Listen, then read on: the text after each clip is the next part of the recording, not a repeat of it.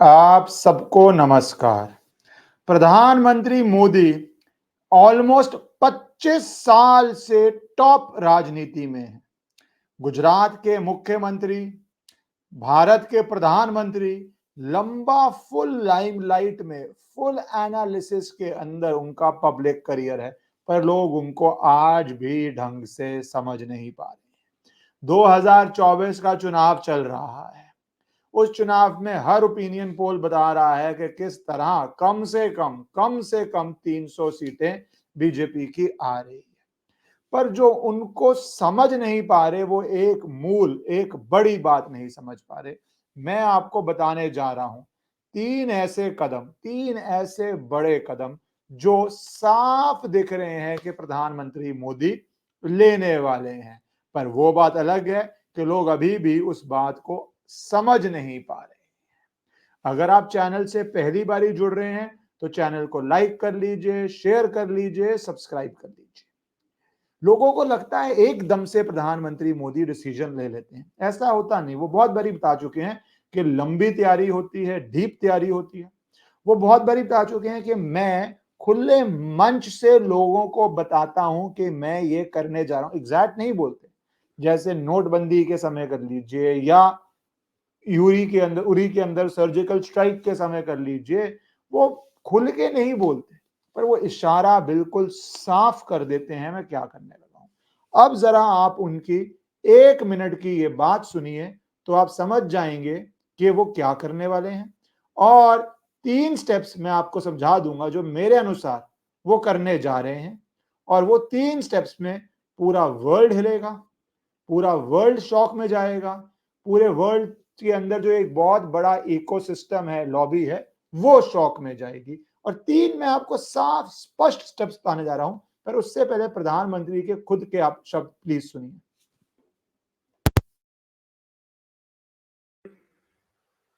काम कितना भी क्यों न हुआ हो, औरों की तुलना में अनेक गुना हुआ हो, लेकिन मोदी के मन की बात में आज शुरू में बता देता हूं। बता दूं? बता दूं? देखिए, जो अब तक हुआ है ना, वो तो ट्रेलर है, ट्रेलर।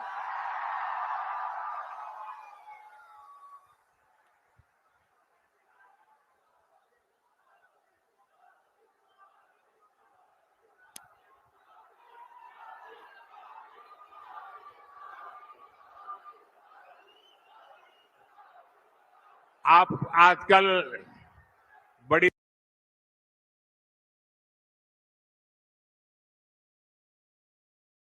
मैं यहां पे ये वीडियो रोकता हूं, थोड़ी देर के लिए इसको रोकता हूं और आपको बताता हूं कि क्या 3 बड़े स्टेप्स होने जा रहे हैं जो मेरे अनुसार होने जा रहे हैं। 24 के चुनाव में कोई बहुत डाउट रहा नहीं है। सब चीजें बता रही हैं कि 300 पार जा रहा है। और उसको बार बार एनालाइज करना जरूरी होता है किसी स्टेट में कुछ हो जाए। पर ये मान लीजिए कि 24 में प्रधानमंत्री मोदी ही बन रहे हैं। और साथ साथ 3 चीजें। पहली चीज, नेशनल सिक्योरिटी। आपको पता है 2014 से पहले क्या हमारी डॉक्ट्रिन थी नेशनल सिक्योरिटी की? मनीष शंकर अय्यर जैसे लोग पाकिस्तान को जाके अमन की आशा और गले मिलते थे और कहते थे कि अरे आपसे बातचीत तो करते रहेंगे, हम आपस में बहुत प्यार करते हैं। जबकि भारत में एक के बाद एक टेरर अटैक होते रहे। दिल्ली में टेरर अटैक, 3 3 मार्केट्स में एक साथ होते थे अटैक्स। 50 लोग कहीं पे जयपुर में हुआ, 60 लोग कहीं पे, अहमदाबाद में ट्रेन में हुआ 50 लोग, 70 लोग, मतलब ऐसे सब 50 70 हम ऐसे बोलते हैं जैसे हमारे देश के एक एक नागरिक का जीवन बहुमूल्य नहीं है। परिवार जो तबाह और बर्बाद हो रहे हैं उनकी वैल्यू नहीं है। ऐसे एक के बाद एक अटैक्स होते थे। 26/11 मुंबई, क्या आप भूल सकते हैं? मुंबई ट्रेन अटैक, क्या आप भूल सकते? इतने सारे हैं कि हम गिनती नहीं रहती, इतने कॉमन हो गए थे।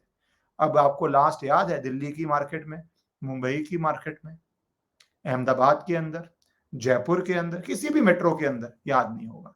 तो पहला जो नेशनल सिक्योरिटी का स्टेप होने जा रहा है, जिसका कुछ कदम अभी हो चुका है, जिसके लिए ही यूनाइटेड किंगडम के गार्डियन चीख पड़ा है, वो है घर में घुस के मारने की स्ट्रैटेजी।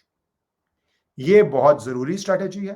कोई एमईए ऑफिशियली डिनाई करती है, एमईए कहती है हमने नहीं किया, करना चाहिए, ऑफिशियली उनको डिनाई करना चाहिए। क्यों कहता हूं? यूनाइटेड स्टेट्स ऑफ अमेरिका अपने दुश्मनों को जहां पे भी होते हैं ढूंढ लेती है, वो तो मिसाइल्स भी डाल देती है, कभी मानती थोड़ी ना है। मिसाइल में तो मानना पड़ता है, जब अफगानिस्तान में डाल दी थी, फिर वैसे थोड़ी ना मानती है, मानते हो कोई भी नहीं है। पर आपके देश के दुश्मनों को, जो चाहते हैं आपके देश में दहशत पैदा करें, वो क्या चाहते हैं? हमारे देश में दहशत पैदा करें, उनके अंदर दहशत होनी चाहिए, उनके अंदर डर होना चाहिए। तो ये पहला स्टेप जो है अननोन मैन वाला, जो बहुत तेजी पकड़ा है, जहां पे यूनाइटेड किंगडम आके बोल रहा है कि ऐसा हो रहा है, वो स्टेप बहुत तेज होने वाला है। दूसरा स्टेप जो मुझे साफ साफ दिख रहा है 2024 के चुनाव के जीत के बाद आने वाला है, पर उसके लिए एक इशारा प्रधानमंत्री मोदी का, अब दोबारा सुन लीजिए कि वो किस तरह खुद ही इशारा दे रहे हैं इसकी तरफ। ये मैं आपकी स्क्रीन पे डाल देता हूं। ओह, एक सेकेंड।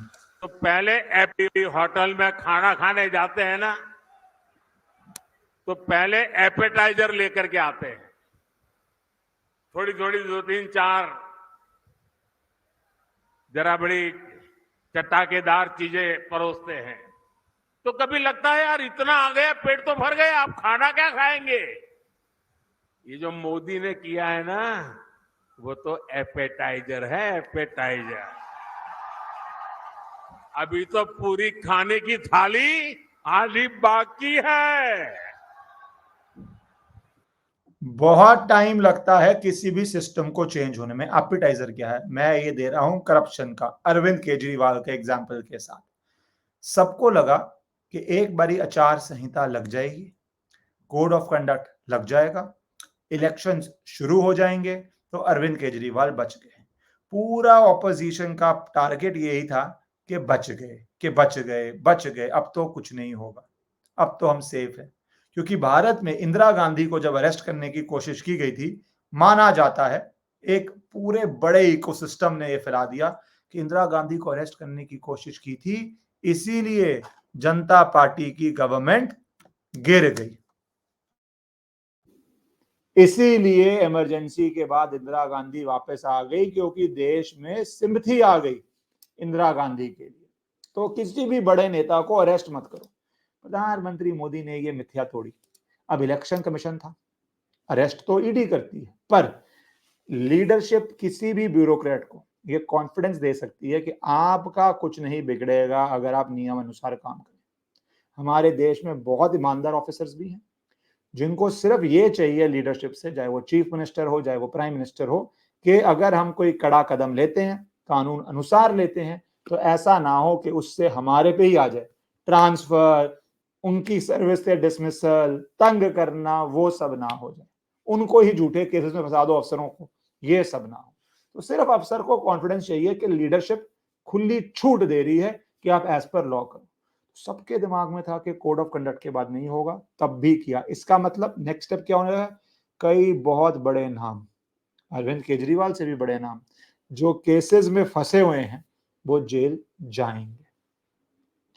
दूसरी बात, इसी बात का सब पार्ट, ये बहुत रिस्की स्ट्रैटेजी होती है। मैं भी मानता हूं कि चुनाव के अंदर अरेस्ट करना बहुत रिस्की स्ट्रैटेजी होती है, कि अगर दिल्ली की 7 सीटें बीजेपी पहले ही जीत रही थी, अगर अरेस्ट के बाद सिंपैथी आ जाए, जो बहुत लोग मुझसे पूछते हैं, क्या केजरीवाल के लिए सिंपैथी आएगी, क्या केजरीवाल का वोटर और न्यूट्रल वोटर जुड़ के 7 में से 5 सीटें, 3 सीटें, 4 सीटें केजरीवाल को जिता देगा? प्रधानमंत्री को क्या जरूरत थी? ना होता, 7 तो वैसे ही जीत रहे थे, ना होता क्या फर्क पड़ता? अब आप सोचिए, डेमोक्रेसी की बात करते हैं, ईडी ने कार्रवाई करी, कोर्ट ने जेल में रखा, कोर्ट ने नहीं दी है, कोर्ट ने कहा कि अरेस्ट लीगल था, कोर्ट ने कहा कि रिमांड होना चाहिए।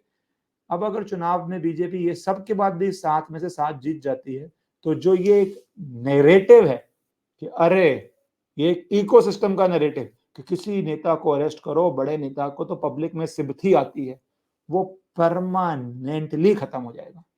कोई डरपोक तरह का नेता होता, वो रिस्क नहीं लेता। प्रधानमंत्री बहुत सॉलिड है, पूरा विश्वास है अपने कैपेबिलिटी में, पूरा विश्वास है भारत की जनता में, वो कहते हैं करने दो। अब 7 चुनाव का होगा। अब अगर सोचो 7-0 आया, या 6-1 आया या 5-2 आया या मेजॉरिटी वोट भाजपा को मिला, तो मतलब जनता ने एक्सेप्ट किया है कि हाँ कोई तानाशाही नहीं हुई, एज पर लॉ हुआ है। रिस्की चीज है, पर प्रधानमंत्री आप जानते हैं रिस्क लेते हैं, वो डिसीजन से पहले ये नहीं सोचते कि अरे अरे छोड़ दो, अवॉइड कर दो। और तीसरी बात ट्रांसपेरेंसी, मैं बार बार कह रहा हूं, वो मंच से उन्होंने नहीं बोला है, पर जो उनका माइंडसेट है, जिस तरह के वो डिसीजंस देते हैं कि वो digital payment, wide payment, transparency की तरफ जाते रहते हैं। जब नोटबंदी हुई थी तो उसके बाद 2000 का नोट आया था टेम्परेरीली, अब कितने स्मूथली चला गया। नोटबंदी में लोगों को पीड़ा हुई, मैं मानता हूं, मैं जानता हूं, पर बड़ा स्टेप था। कई बारी कुछ पीड़ा होती है, कई बारी अच्छा होता है, पर जब 2000 का नोट गया किसी को पीड़ा नहीं हुई, किसी को पता भी नहीं चला, एकदम स्मूथ प्रोसेस से चला गया। वैसे ही मेरा मानना है कोई बड़ी बात नहीं है कि थर्ड स्टेप 500 का नोट भी जाए और 200 का या 100 का हाईएस्ट नोट रह जाए और सारी पेमेंट्स वाइट में हो जाए। तो ये तीन बड़े फैसले मुझे लगता है, मैं सिविलाइजेशनल इशू, सांस्कृतिक इशूज, मंदिर, उस सब पे नहीं जा रहा अभी, मैं सिर्फ तीन बड़े बोल रहा हूं जो मंच से मुझे लगता है प्रधानमंत्री करने जा रहे हैं। नेशनल सिक्योरिटी पे जिस तरह अमेरिका करता है, आपके दुश्मन जहां पे हैं वो अब टेरर फील करेंगे। करप्शन पे केजरीवाल हो कोई हो, वो अरेस्ट होगा, जितना मर्जी बड़ा हो, जितना मर्जी सेंसिटिव टाइम हो। चुनाव के समय मत करो, सिंपथी आ जाएगी लोगों में, कोई सेंसिटिव टाइम का वो केयर नहीं करेंगे। और तीसरा जो मुझे लगता है जिस दिशा में वो बढ़ते जा रहे हैं, क्लीन अप, पेपरलेस, कैशलेस, उस दिशा में 500 का नोट भी जा सकता है। आपकी क्या राय है? 24 के बाद क्या तीन बड़े डिसीजन होंगे? आप भी नीचे कमेंट जरूर कीजिए। भारत माता की जय।